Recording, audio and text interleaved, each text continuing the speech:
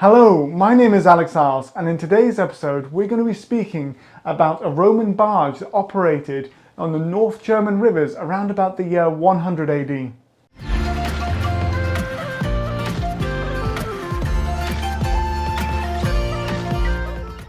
Welcome back.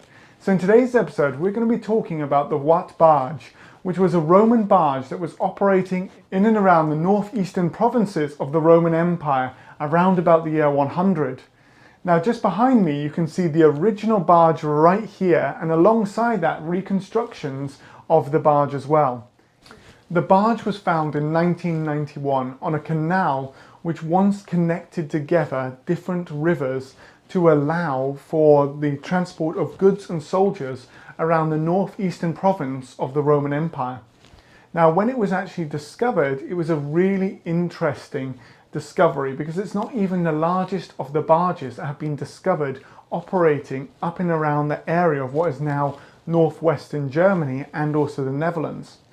So the boat itself was 14 to 15 meters long, 50 centimeters deep, 2.6 meters wide, and had a height of 65 centimeters, and they reckon it could have carried around about 10 tons of goods. Now when it was carrying around 10 tons of goods, that would mean that you could transport possibly animals, people, or even the huge amounts of food that the Roman soldiers would require on this frontier. We've already mentioned that each Roman soldier required to have bread, beer, wine, and other goods like that in his daily ration, and so you need to supply it from somewhere.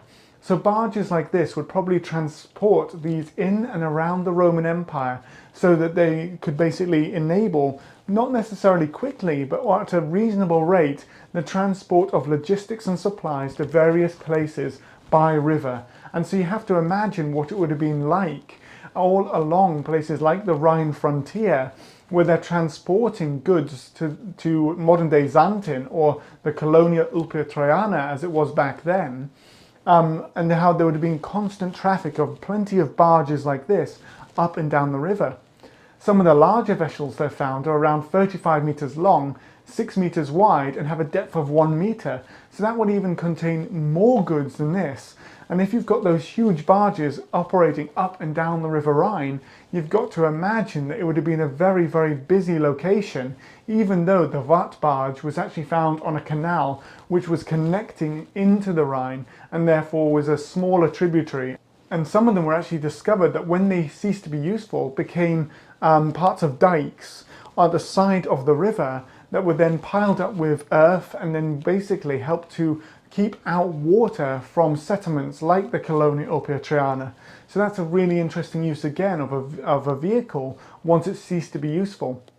The design is also brilliant because you'll notice it's very flat, and when it's very flat it could also function as almost like a bridge. And one theory is that you could bring wheeled vehicles like carts or things like that onto the barge, and then as you went along you could drop an anchor and then use something called yawnings, where basically you have two ropes attached to the anchor, and by shortening one of them you then put the boat horizontally across the river and then just have to paddle or punt the boat to the other side and then disembark to the other side as well. So you could almost imagine them using this skill to basically cross between roads, or even have it as a ferrying point where you're moving across where you can't afford to maybe, let's say, build a bridge. So because of that you use the barge instead, and you can transport men, goods, wheeled vehicles, all of that sort of thing back and forth across the river. And this was done really effectively when they reconstructed the boat, and in June 2015 they actually tested it on the River Lip. And when they just tested it on the River Lip, they found the boat could be moved by just 4 men, either punting, or when it became too deep they would actually use oars to move it.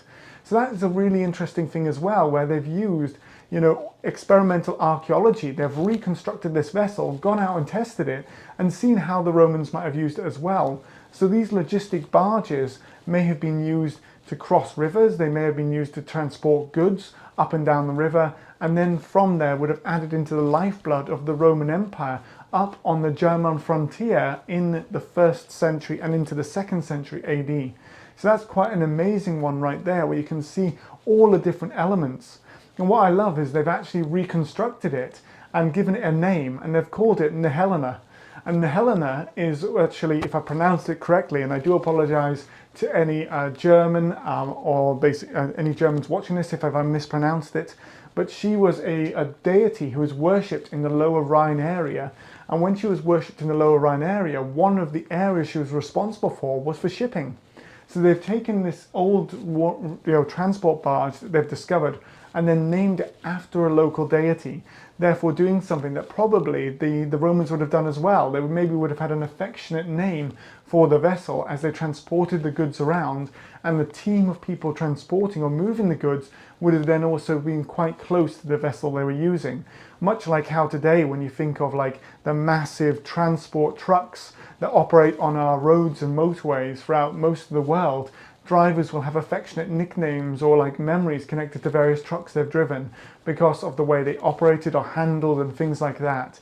And so you can see that little element of human superstition coming through and being connected, and how they've actually given this a name right here, named after a goddess from the region. I really hope you've enjoyed today's video and that you've been able to sort of get a glimpse of maybe the arterial connections of the Roman Empire, where different parts of the empire would be connected together by these amazing vessels that might be overlooked when we focus on Roman warships or the other elements of the Roman army, with legionaries marching 25 miles a day, where in fact actually their supplies could be transported with items like this, which would then take them through various parts of the empire, and then from that basically be able to feed and maintain the vast logistical supplies that the Roman Empire actually needed to function. If you have enjoyed the video, why not like and subscribe? And if you would like to, you can support me further down in the description, where I've got links to both my Patreon and my Ko-fi account, but no pressure from me. Alongside that as well, I really hope you'll join me in another video in the near future, and that you'll continue to join us as we explore more history. Thank you as always, and see you soon.